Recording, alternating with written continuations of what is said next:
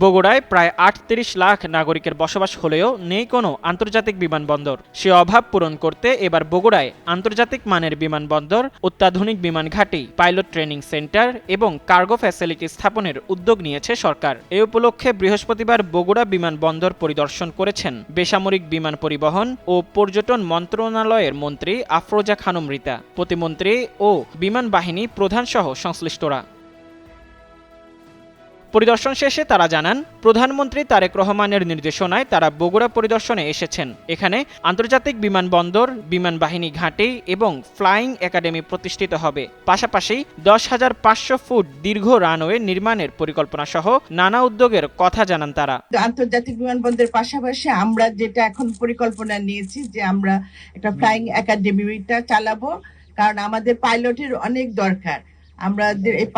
আমরা নিজেরাই এখানে বাংলাদেশে ট্রেনিং দিয়ে তাদের প্রশিক্ষণ করে তাদের উপযুক্ত পাইলট বানানোর চেষ্টা, এই পরিকল্পনাটাও আমাদের আছে।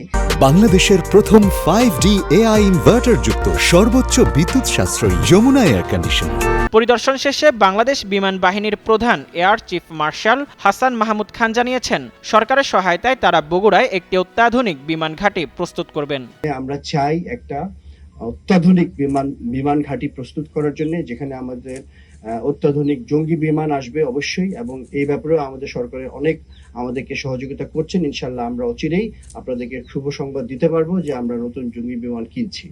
রাজনৈতিক পট পরিবর্তনের পর তারেক রহমান প্রধানমন্ত্রী হিসেবে দায়িত্ব নিয়ে বগুড়ায় প্রথম সফরে বিমানবন্দর চালুর প্রতিশ্রুতি দেন। এর মাধ্যমে প্রধানমন্ত্রীর সেই প্রতিশ্রুতি বাস্তবায়নের কার্যক্রম শুরু হয়েছে। এই বিমানবন্দর স্থাপনের মাধ্যমে বগুড়াকে দেশের অন্যতম এভিয়েশন হাবে রূপান্তর করা হবে বলেও জানান সংশ্লিষ্টরা।